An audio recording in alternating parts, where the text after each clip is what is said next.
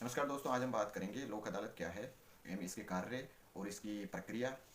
इसमें कौन कौन से मामलों को रखा जाता है, इस प्रकार हम सभी बात करेंगे और हमारे चैनल पर बने रहें। आप वीडियो को पूरा देखें।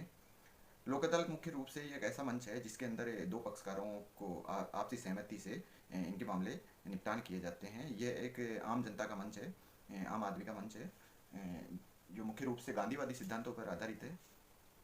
इसके अंदर सभी स्तरों पे, जैसे देखिए, सर्वोच्च न्यायालय है, उच्च न्यायालय है, जिला न्यायालय है, सभी स्तर पर लोक अदालतें रखी जाती है और इसमें दोनों पक्षकारों की आपसी सहमति से मामलों का निपटान किया जाता है। इसमें एडीआर द्वारा दोनों पक्षकारों को, दोनों पार्टियों को नोटिस जारी किए जाते हैं और एक नियत तारीख तिथि दी जाती है जिस पे उनको आना होता है। तो उस तारीख को इनको बुला के और मामले का निपटान किया जाता है। इसका इन पार्टियों पे किसी प्रकार का कोई प्रेशर नहीं होता।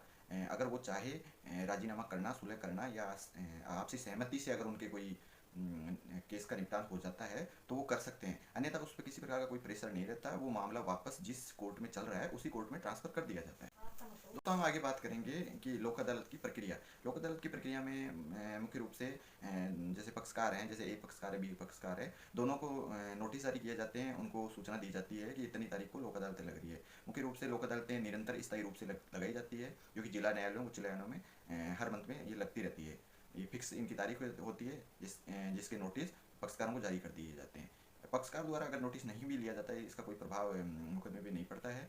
लेकिन यदि पक्षकारों ने नोटिस लिया है और सूचना उनको मिल गई तो सही तारीख पे लोक अदालत के दिनांक को अगर आते हैं तो उसमें दोनों को राजीनामे की शर्तें बताई जाती है। जो जो भी उनका एक दूसरे का जो पक्ष रहता है वो रखते हैं। अगर वो सेटलमेंट की स्थिति में रहता है तो उनका राजीनामा हो जाता है, और अगर नहीं भी होता तो वो मुकदमा वापस लंबित रूप से उसी कोर्ट में चलता रहता है, तो उसको उसी कोर्ट में ट्रांसफ़र कर दिया जाता है।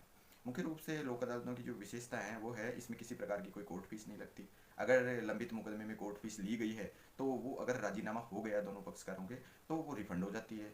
और तीसरी विशेषता इसमें है कि इस ऐसे मामलों में जज के साथ या फिर अधिवक्ता के द्वारा जज से सीधा इसमें पक्षकारों द्वारा संपर्क किया जा सकता है। उनसे किसी भी प्रकार की बातचीत की जा सकती है, जो कि आमतौर पर और कोर्टों में संभव नहीं है। इसी प्रकार लोक अदालतों का बहुत ही बड़ा योगदान रहा है और इसमें मुख्य रूप से एक तरह से आम जनता को बहुत ही रिलीफ मिली है और कोर्टों में भी जो लंबित पड़े हैं मामले, उनका निस्तारण समय समय पर हो सका है।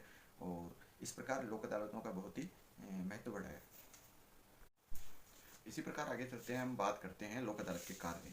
मुख्य रूप से लोक अदालत का कार्य विवादों का निपटान करना है। ये एक वैकल्पिक मंच के रूप से है जो कि दोनों पक्षकारों के बीच में विवादों का निपटान करता है।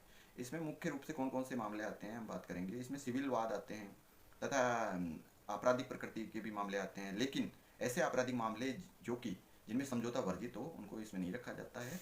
और लोक अदालत के जो फैसले हैं उनके विरुद्ध कहीं किसी न्यायालय में अपील नहीं की जा सकती। तो इसी प्रकार के इसमें मुख्य रूप से इसका जो कार्य है वो देखा जाए तो सुलह की नीति का कार्य है, जो कि दोनों पक्षकारों में किसी भी मामले को लेकर किया जाता है। दोनों पक्षकारों के मध्य जो भी टर्म एंड कंडीशन है वो रखी जाती है। उनको जो नियम और शर्तें जो रखी जाती है वो अगर मंजूर होती है तो उनके उसको एक तरह से फैसला मान लिया जाता है।